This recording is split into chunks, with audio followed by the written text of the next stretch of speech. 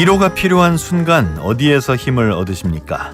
오늘 모실 분은 미술에서 그 답을 찾았습니다. 경계에 서 있는 것처럼 느껴지던 어느 날 미술을 만나 새로운 꿈을 꾸고 아나운서에서 아트 디렉터로 변신해서 새로운 인생을 사는 분입니다.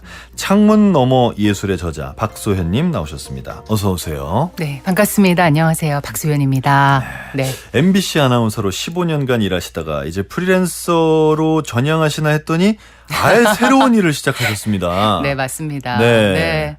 어떤 일을 하십니까, 요새? 네, 요즘에는 저는 이제 미술 쪽 일을 하고 있는데요. 뭐 아트 칼럼도 쓰고 전시도 소소하게 기획을 하면서 지내고 있습니다.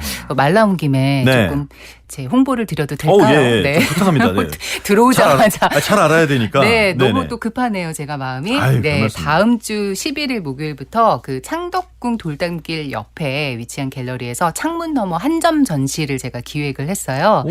예, 제가 최근에 이제 책을 예술 에세이 창문 너머 예술이라는 책을 냈는데 그 책에 어떤 컨셉과 연장선상에서 오. 예, 이 책에 실린 작품들 뭐 보시면 아시겠지만 뭐 마르크 샤갈, 클로드 모네, 앙리 네. 마티즈 뭐 너무 어마어마한 거장들이라 제가 전시를 할 수는 없잖아요. 그분들 작품을. 그럼요. 그렇지만 책에서 언급된 내용과 좀 연관이 있는 그런 작가님들의 작업을 한 점씩 그냥 창문 너머로 여러분이 그냥 길을 걷다가 빼꼼 저 작업 뭐지? 작품 뭐지? 하고 이렇게 편하게 볼 수 있는 그런 창문 너머 예술 프로젝트를 지금 기획을 하고 있고요. 그리고 저는 지금 서울에서도 살고 있지만 네. 도쿄에서도 그죠. 살고 있어요. 그래서 네. 반반 생활을 하고 있는데 그러다 보니까 좀 이동 거리가 좀 많아서 약간 정신없이 지내고 있습니다. 그래서 그 가운데서 뭐 최근에 또 책을 냈기 때문에 북토크 관련된 그런 행사들을 좀 하고 있고 네. 또 다다음 주에 또 저의 북토크가 또 예정이 돼 있습니다. 아유, 바쁘시네요. 아유, 전혀 그렇지 않습니다. 아, 그래요? 네. 사실은 저희가 좀 각별한 사이죠. 아, 네. 그렇죠. 그러니까 MBC 아나운서, KBS 아나운서 같이 방송할 일은 사실 없는데. 더 중요한 곳에서 만났죠. 그러니까요. 네. 제 친구의 부인이시기도 하고. 네. 그래서 사실 이게 제가 지금 결혼식 사회를 한 500번 정도 본 것 같은데. 아, 네. 500번 결혼식 사회 가운데 가장 무섭고 가장 떨렸던 게 박소연 씨 결혼식 사회였어요. 저는 왜 그러는지 짐작이 갑니다. 그럼요. 너무 네네. 그렇죠. 네. 네, 그냥 뭐 저희는 많이 보니까 어디 그쵸, 가면 그쵸. 뭐 다 어디 가면 사회 그럴 수 많이 보죠. 있잖아요. 결혼식 사회. 근데 그 박소연 씨 결혼할 때는 그 부군이신 제 네. 친구가 아니 와이프가 MBC 아나운서인데 MBC 아나운서가 사회 보면 되잖아요. 근데 지 친구가 해야 된다고 우겨가지고 이제 제가 하게 된 건데 그러고 났더니 네. 수많은 MBC 선후배가 다 앉아 있는 자리에서 제가 그렇죠. 사회를 보게 되는 거예요. 네. 그래서 엄청 무서웠던 기억이 납니다. 아, 이것이 긴장이구나. 이것이 바로 진정한 긴장이다. 그런 생각을 했던 기억이 납니다. 아, 그렇게 제 결혼식의 기억에 또 각인이 돼 있군요. 예. 좀 큰 데였어요. 거의 엄청 큰 데여서 더 그러기도 했고요. 아무튼 그때 사회를 잘 봐주신 덕분에 지금까지 거의 이제 결혼 20주년을 코앞에 두고 진짜 있는데. 그러네요. 네. 진짜 그러네요. 네, 잘 살고 있습니다. 아유, 네, 축하합니다. 감사합니다. 네. 네. 네. 그래서 잘 있죠? 잘 있어요? 네. 알겠습니다.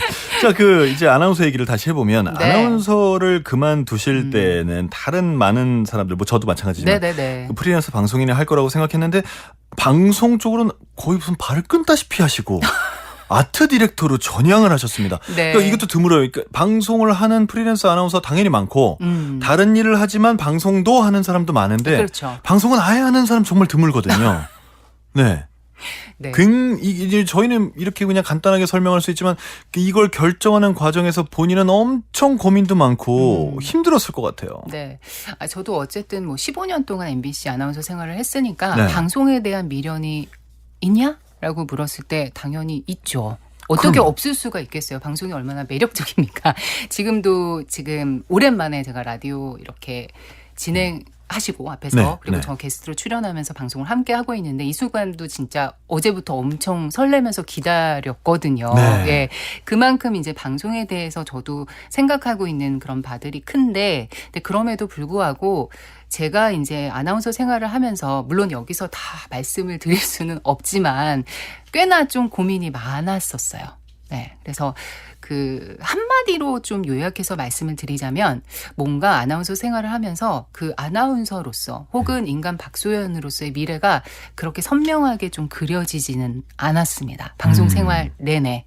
네, 그래서 그게 저를 계속해서 괴롭히고 저에 대한 좀 여러 가지 질문들이 좀 많이 생겨나는 과정을 좀 겪어야 됐었거든요. 그러니까 예를 들면 좀 이런 것과 비슷한 것 같은데 저는 어렸을 때 사춘기를 경험을 안 했었어요. 네, 그래서 별로 그렇게 인생에 큰 뭔가 고민이나 뭐 내 자신의 어떤 미래에 대해서 그러니까 어렸을 때 정말 좀 고민해 봐야 되는 그런 시점에서 별로 큰 생각을 하지 않고 그냥 별 생각 없이 그냥 굉장히 어떻게 보면 좋게 표현하면 천진난만하게 그렇게 생활을 해왔던 것 같은데 근데 그 인생이 꽤 공평하더라고요. 그때는 못했지만 그 이후에 나이가 훨씬 들고 나서 그러니까 정확히는 회사에 입사하고 나서부터 약간 사춘기 같은 증상이 좀 시작이 되면서 이게 지금 제가 하고 있는 게 나한테 맞는 일인가에 대한 어떤 그런 의심이나 고민들이 끊임없이 저를 좀 괴롭히기 시작을 했어요. 뭐 그렇게 된 데도 여러 가지 이유가 있고 그 이유들은 제 책을 보시면 책을 쓰셨군요. 조금 뭐 다는 묘사를 하진 않았지만 좀 살펴볼 수 있는 부분들이 있는데 아무튼 그런 과정을 거치면서 저는 좀 그런 생각들을 많이 했던 것 같아요. 만약에 내가 회사를 그만두게 되면 이 방송 일이나 아나운서와 뭔가 연관되는 일보다는 조금 다른 일을 좀 해보고 싶다라는 그런 생각을 좀 더 강렬하게 했던 것 같아요. 여기에서 아나운서로서 보여줬던 어떤 사람들이 생각했던 나의 이미지와는 좀 다른 그리고 나도 내가 생각하는 것과는 좀 다른 인생을 살고 싶다는 생각을 좀 많이 했던 터라 그런 것들이 뭔가 복합적으로 영향을 끼치면서 제가 이후에 이제 그만두고 활동을 뭐 다른 이런저런 활동을 하면서도 크게 예전에 방송을 했었다. 뭐 이런 거를 좀 드러내거나 이런 일을 좀 안 했던 것 같아요. 물론 제가 드러냈다고 해서 저를 기억하는 분들이 그렇게 많지는 않기도 합니다만 아무튼 그냥 저는 저대로의 모습을 좀 사람들이 봐주기를 좀 원했던 뭐 욕심 아닌 욕심이 좀 있었던 것 같아요. 굉장히 그럴 수 있다고 생각합니다. 그럴 수 있다고 생각하고 이제 퇴사를 그래서 결심한 게 2015년이잖아요. 벌써 10년이 됐는데 이제 지금은 과거 얘기를 하신 거예요. 방송 때 혼란을 겪었고 내가 이게 내 길이 아닌 것 같고 뭐 이런 여러 가지 생각들. 그럼 그렇다 치고 그러면 퇴사를 하면서 그럼 나는 방송이 아닌 이런 일을 해봐야겠다라고 수백 가지 길을 생각하셨을 것 같아요. 그럼요. 수백 가지를 생각을 했고 수백 가지까지는 아니지만 여러 가지 좀 시도를 하기는 했습니다. 그럼 거기서 최종 낙찰이 미술이 된 이유는? 저도 사실 최종 낙찰이란 표현 재밌기는 한데 그 미술이 왜 저한테 들어왔는지는 저도 사실은 잘 모르겠어요. 그리고 이게 미술이라는 거를 제가 선택을 한 거는 아닌 것 같고 좀 어떻게 보면 약간 조금 과장해서 말씀드리면 약간 운명적으로 뭔가 저한테 미술이 다가왔다? 뭐 약간 저는 그렇게 좀 해석을 하고 싶은데 그 어렸을 때 이제 기억을 좀 돌이켜 보면은 저희 삼촌이 작가셨어요. 네, 작가셨는데 그 삼촌 전시를 보러 국립현대미술관에 그때 뭐 10살도 안 되었을 때였나? 그때 간 적이 있었어요. 근데 그 삼촌 작업이 이제 설치 작업인데 이제 검은 상자 안에 뭔가 이렇게 유물 같은 게 뭐 깃털도 있고 돌멩이도 있고 요런 게 막 이렇게 진열이 되어 있는 그런 작업이었어요. 근데 어린 뭐 10살도 안 되는 나이에 그 작업을 보니까 무슨 말인지 이해가 안 되는 거예요. 저게 뭘 얘기하고 싶은지도 모르겠고 그 차라리 그림이면 뭐 색깔이 좋다 뭐 이렇게 할 텐데 이 설치 작업은 도대체 뭔지를 모르겠는 거예요. 그래서 이제 엄마가 옆에 있으니까 엄마한테 물어봤어요. 엄마 이거 뭐야? 그랬더니 엄마가 머뭇거리면서 설명을 못 하더라고요. 그러면서 한참 뒤에 나도 모르겠는데. 네. 그때 이제 약간 엄마의 대답을 들으면서 이게 어른인 엄마에게도 이 미술이라는 게 상당히 좀 난해하고 어려운 건가 보다. 그런 개념인가 보다라는 생각이 들면서 약간 일종의 그때부터 이 미술에 대한 호기심? 플러스 미술에 대한 경외하는 그런 마음?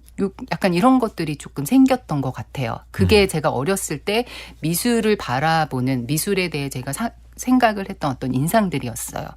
그렇게 좀 미술에 대해서 적당히 추앙하는 그런 마음으로 지내다가 제가 이제 입사하고 나서 한 얼마 뒤에 뉴욕에서 한 2년 정도 좀 생활을 할 수 있는 기회를 가지게 되었는데 그때 마침 저희 그 집이 뉴욕 현대미술관 모마랑 어머. 굉장히 가까웠어요. 음흠. 한 걸어서 10분도 안 걸렸었나? 너무 좋네요. 네. 근데 그 들어가려면 입장료를 내야 되는데 사실 입장료가 뭐 그렇게 싸지는 않았어요. 한 제 기억으로는 그때 환율 대비 한 2만 5천 원 정도 뭐 네. 그 정도였던 것 같은데 그때 그 모마의 입장료를 그 안 내도 되는 방법이 있었어요.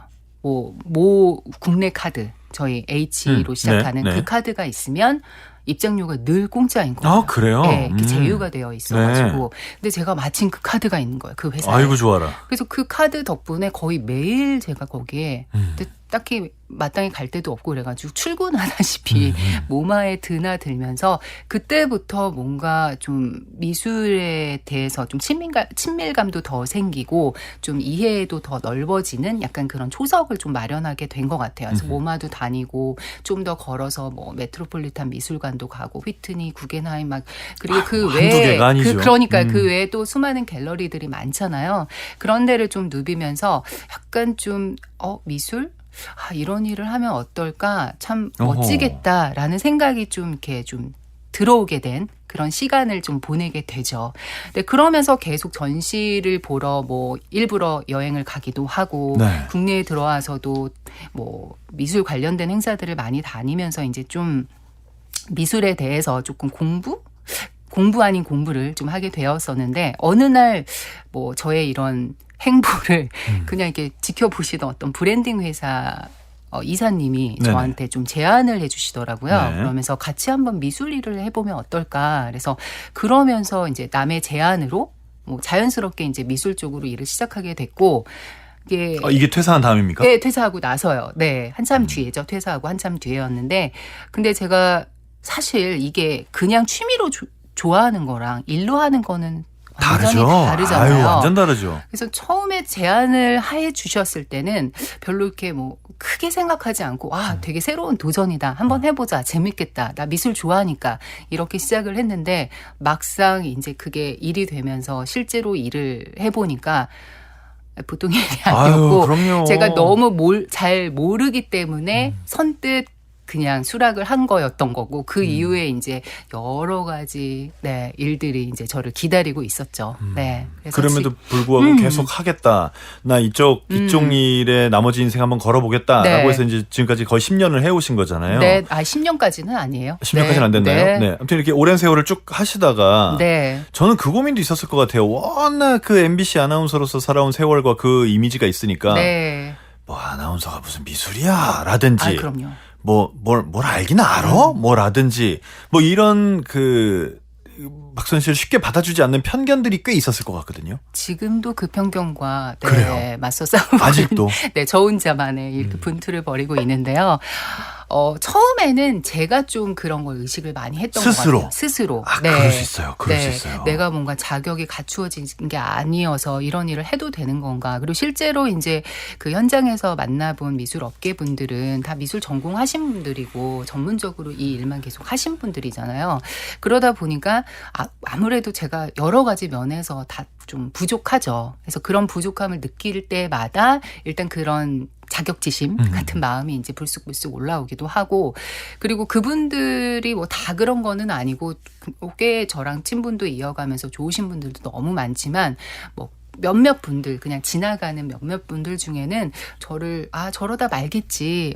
뭐 전직 아나운서 출신이니까 뭐 뭔가 그런 거 믿고 하는 건가? 라는 시선으로 보시는 분들도 있기는 있었어요. 그래서 뭐 좀 상처도 받고 또 움츠려 들기도 하고 뭐 그랬는데 저는 이제 그런 상황에서 일단 뭐 뭐든지 작가님들 만나는 일도 그렇고 그다음에 이제 좀 현장에서 좀 배워야 되는 일들 뭐 글을 쓰는 일들에 좀 치열하게 좀 제 영혼을 나름대로 이제 갈아가지고 좀 열심히 한 부분도 있고 극복하기 위해서 또 공부나 이제 미술에 대한 어떤 이해를 좀 깊게 하기 위해서 물론 그 준학예사 자격증이라는 게 있습니다. 아시고 계시죠? 아니요, 저는 네. 처음 들어봤습니다. 네. 준학예사. 이 정부에서 이제 인증하는 자격증인데 뭐 예를 들면은 뭐 서양 미술사, 한국 미술사, 뭐 전시 기획론, 네. 네, 뭐 박물관학, 뭐 이런 과목들로 시험을 봐요. 다 주관식입니다. 이게 서술형으로 네, 한 과목만 제외하고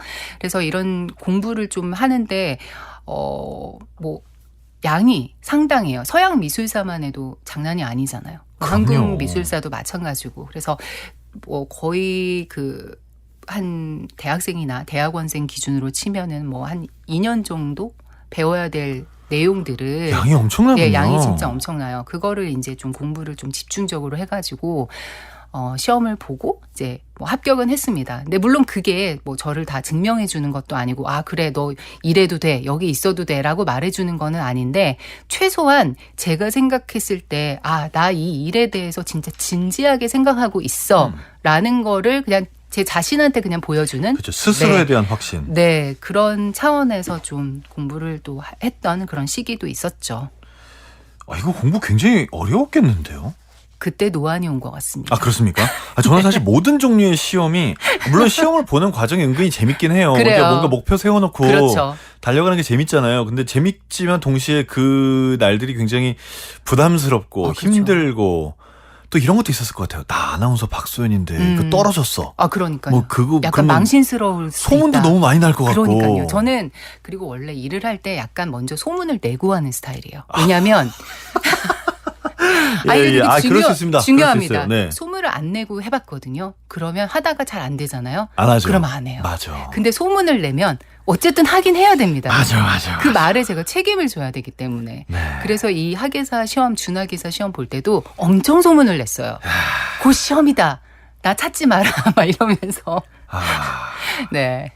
우리 오픈 채팅방에 백재나님이 이분이 이제 이쪽 일을 하시는 분이거든요. 그러시군요. 준학예사는 시험 봐야 되지요. 음. 그런데 준학예사 시험 합격이 쉽지만은 않은데 합격하셨다니 대단하셔요라고 남기셨습니다. 아유, 예. 이게 합격률이 얼마나 돼요? 이게 어렵습니까? 글쎄요, 합격률까지는 저도 정확히는 잘 모르겠는데, 쉽지는 않아요. 그래요? 네, 공부를 상당히 좀 많이 매달려서 해야 되고, 저 같은 경우에는 네. 거의 마지막 시험 보기 한 달 전에는 저 집에만 있었던 것 같아요. 정말 무슨 고시 공부하듯이. 네.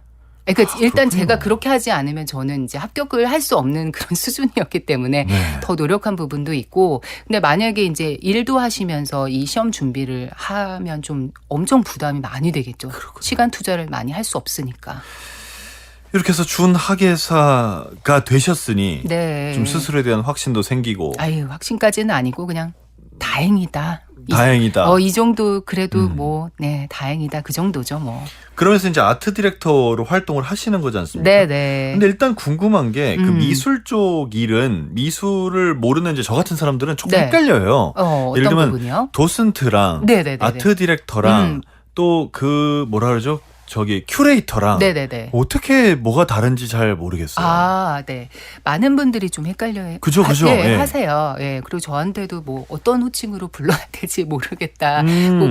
그렇게 고민하신 분들도 있는데, 일단 기본적으로 이제 아트 디렉터라고 하면 전시 기획을 이제 총괄하는 역할을 하죠. 전시 주제를 정하고 뭐 또 전시 주제에 맞는 그런 작가들을 선정하고 또 작가들을 만나서 그에 맞는 또 작품들을 또 고르는 역할을 하고 또 전시 전반적인 그런 관련된 글을 쓰기도 하고 뭐 여러 가지 일을 합니다. 그리고 이제 그 과정에서 큐레이터도 뭐 거의 비슷한 역할을 하는데요.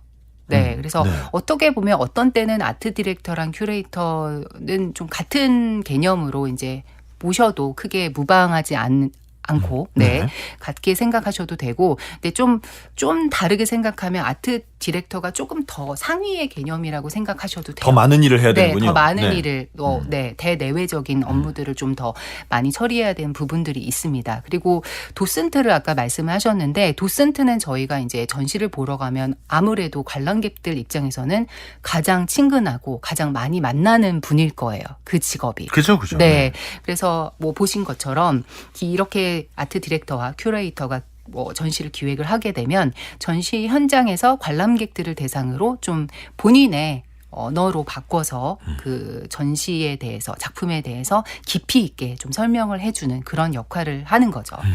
뭐 방송으로 치면 저희가 지금 방송을 하고 있으니까 아트 디렉터는 PD면서 뭔가 작가 역할도 한다고 볼 수 있는 거고 도슨트는 자신의 언어로 이야기를 또 정리를 해야 되니까 작가의 역할도 있고 전달자로서 아나운서의 역할도 있고 뭐 그렇게 좀 겹치게 보시면 될 것 같습니다. 아, 그렇겠네요. 네. 와, 이렇게 생각하니까 또 방송인 입장에서는 이해가 좀 쉽습니다. 자, 이렇게 해서 활동하신 내용을 책을 내셨어요. 책으로. 네. 창문 너머 예술. 창문 너머 예술. 창문 이쪽에는 예술이 없는 것 같기도 하고 창문 저쪽에만 예술이 있는 것 같기도 하고. 좋아요. 네. 그렇습니까? 네. 어떤 책입니까?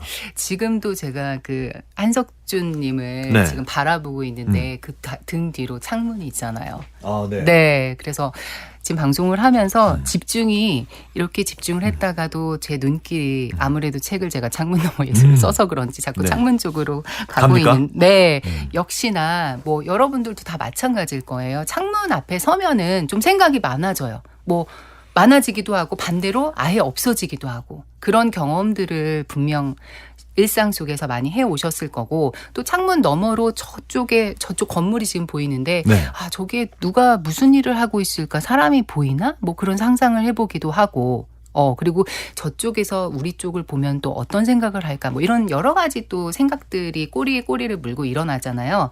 그래서 저는 그 작가들도 그렇게 창문에 대해서 여러 가지 매력을 느꼈다고 생각을 했어요. 또 실제로 창문을 통해서 빛이 들어오잖아요. 네. 근데 그 예술가들은 이제 빛을 쫓아서 뭐 대표적으로 인상파 화가들이 그렇죠. 네, 빛을 쫓아서 이제 작업을 했던 화가들이니까 빛이 굉장히 이제 그림에서 작품에서 차지하는 역할이 굉장히 큰데 이게 빛이 들어오는 통로이기 때문에 그 통로를 바라보는 어떤 작가들의 생각이라는 게 좀 남다를 수도 있을 거고 또 창문이라는 게 안과 밖을 나누는 어떤 경계잖아요. 창문 안에 있으면 실내에 있으니까 뭔가 보호받는 느낌이 들 수도 있고 그러면서도 좀 뭔가를 숨기고 싶은 마음이 있을 수도 있고 그리고 창문 밖을 생각을 하면은 뭔가 경계가 확장되어 있는 느낌이 들 수 있고 또 다른 세상으로 차원으로 넘어가는 느낌도 들고 그러면서도 창문 밖에서 일어나는 일들에 대해서 약간의 두려움도 생길 수도 있죠. 나는 창문 안에서 바라보고 있으니까.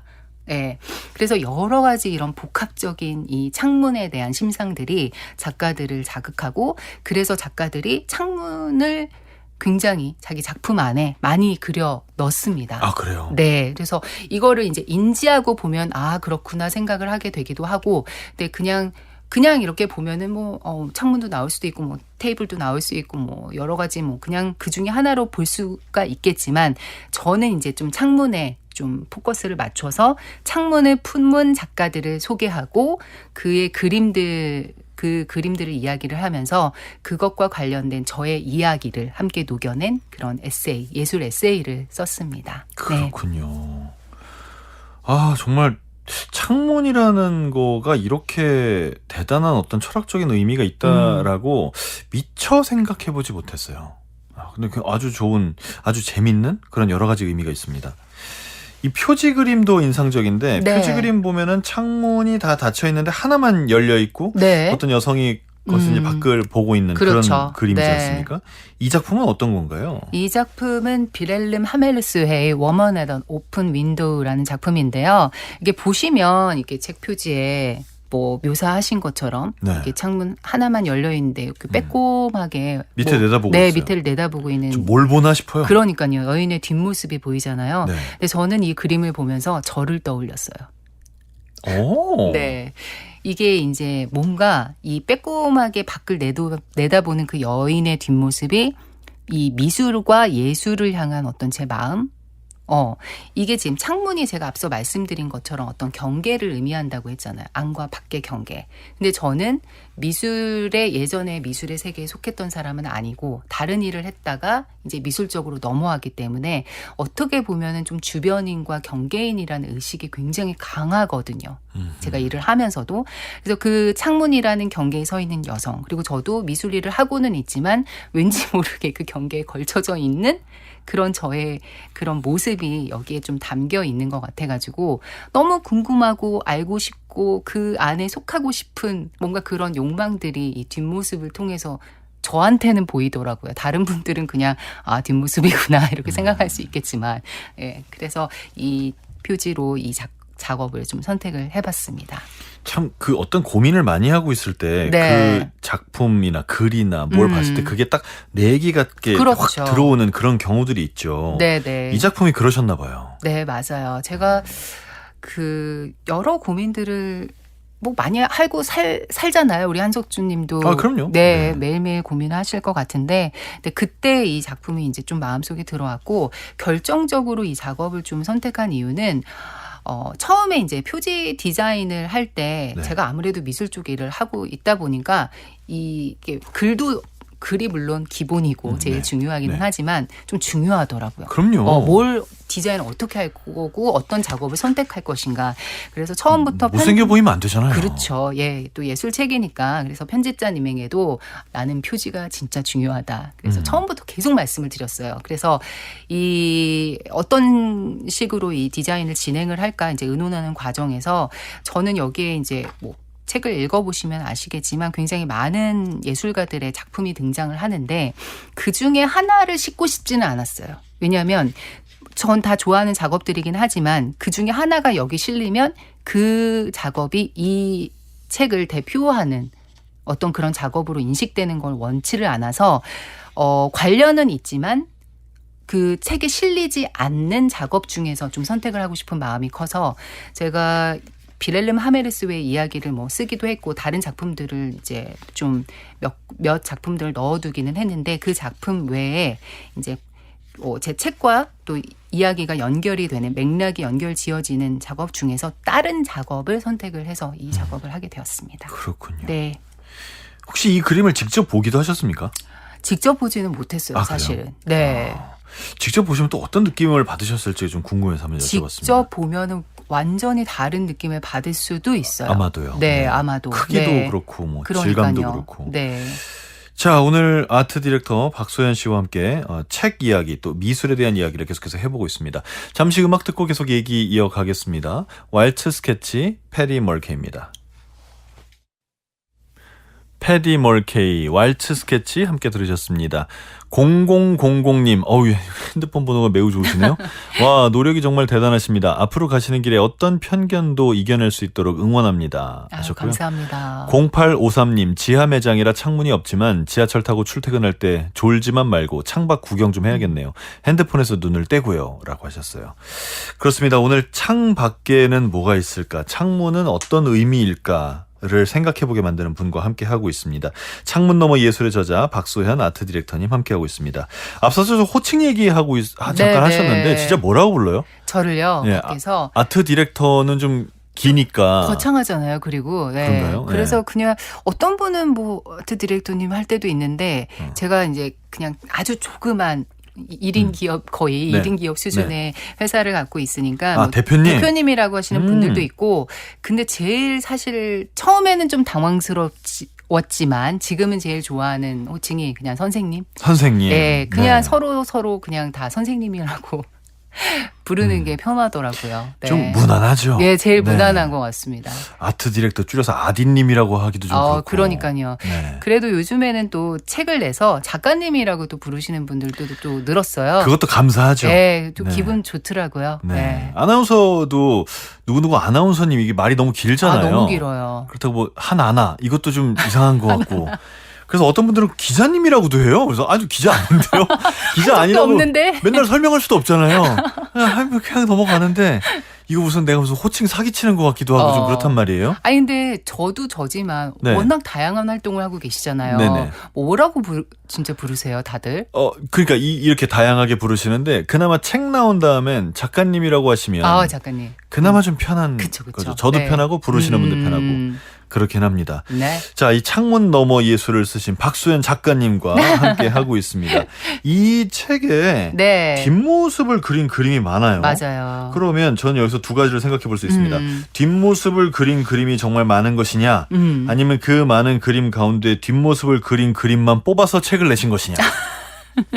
지금 제가 페이지를 우연히 폈더니 85페이지 네. 살바도르 달리 창가에 서 있는 소녀 1925년작 이것도 있네요. 그러니까요. 이것도 뒷모습이네요. 그러네요. 진짜 날카로우신데요. 네. 근데 저도 이제 그런 생각을 해봤어요. 창문이 나오는 작품에서 유독 뒷모습이 많은 이유가 무엇일까?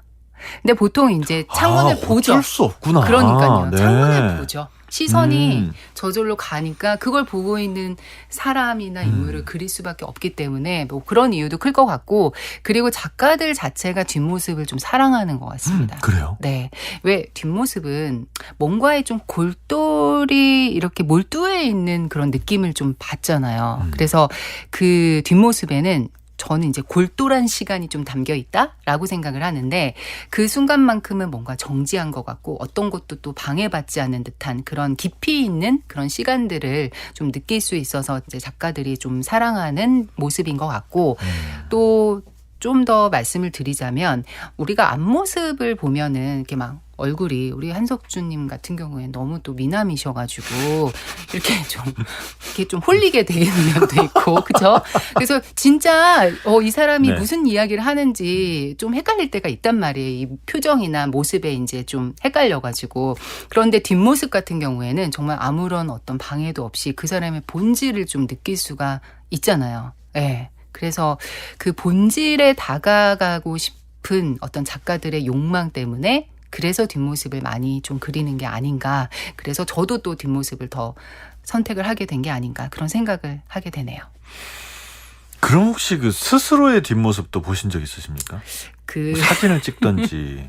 네, 저는 사실 요즘에는 뒷모습을 더 좋아합니다. 그래요? 왜냐하면 앞모습이 이제 조금 뭔가 보정을 하지 않고서는 조금 필터. 아, 그렇죠. 좀 네. 받아들이기 힘든 약간 그런 시점이 왔기 때문에. 우리가 어느새 그렇게 됐어요. 그러니까요. 그래서 좀 민망한 부분도 있고 해가지고 그냥 이제 그런 필터나 보정이 필요 없는 뒷모습을 그래서 더 좋아하는 면도 있고, 그건 좀 농담이기는 한데, 방금 전에 이제 살바도르 달리의 네네. 창가의 소녀라는 작품 얘기를 마침 또 해주셨잖아요. 근데 저는 이제 그 작업을 보면서 좀 이런저런 생각을 하게 됐어요. 이게 우리가 살바도르 달리라고 하면은 초현실주의 그럼요. 작품을 그리니까, 시계. 그러니까 막 네. 녹아내리고 막 이렇게 좀 기괴한 그런 작품을 그리잖아요. 그죠. 근데 그거에 비해서 이 그림은 전혀 기괴하지가 않아요.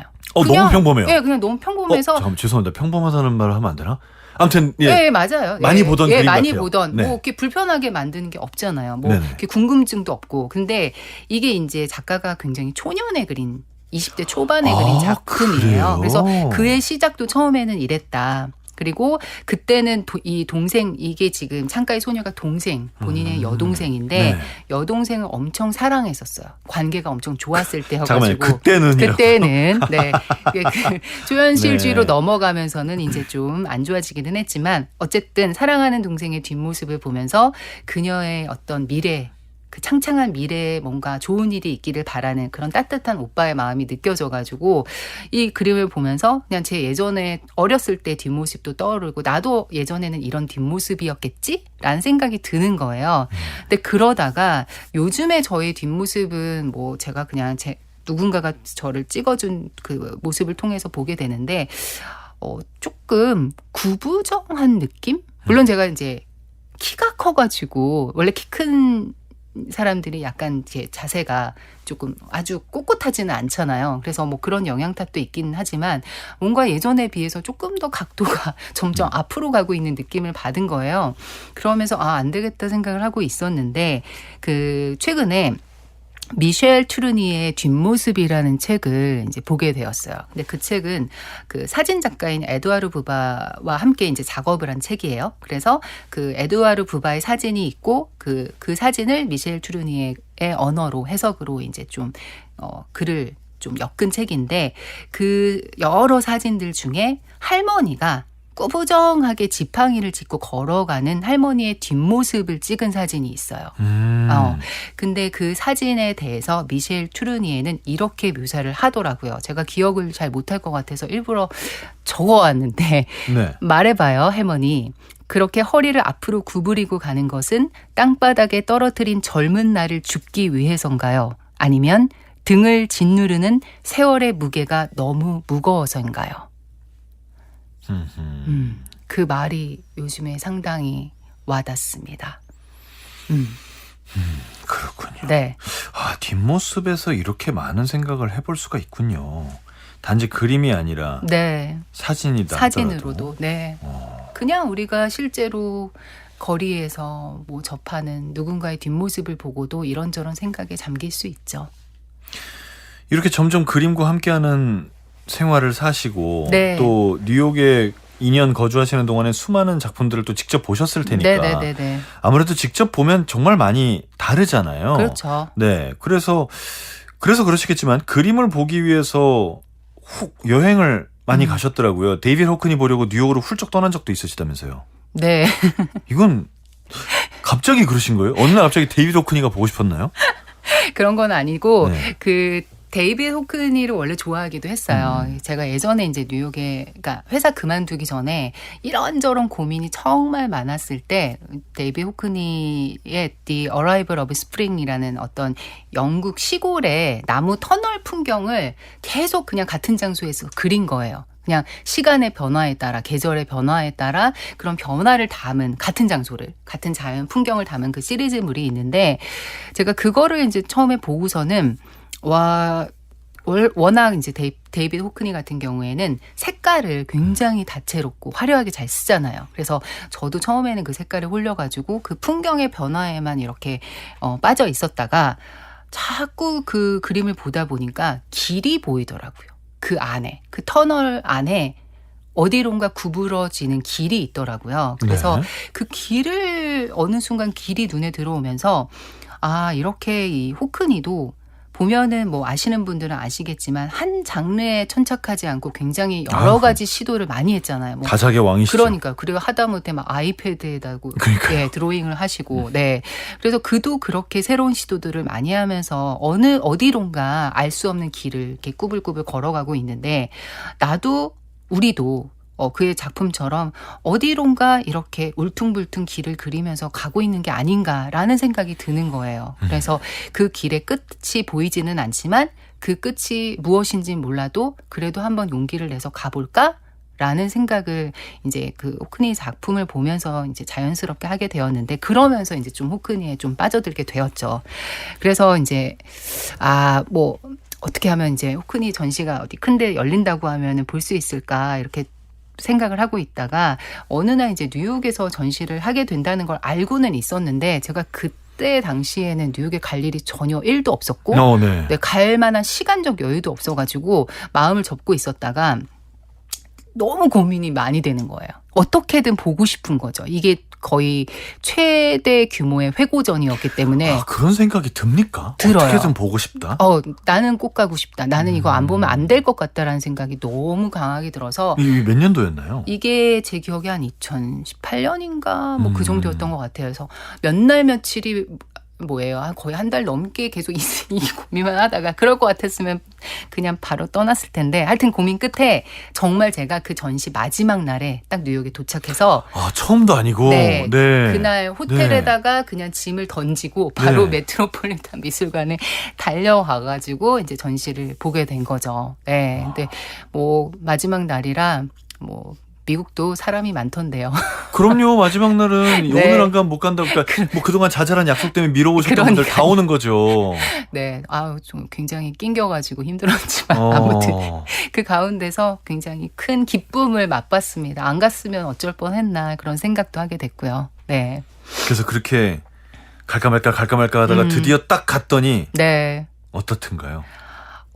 가서 미치겠나요? 네.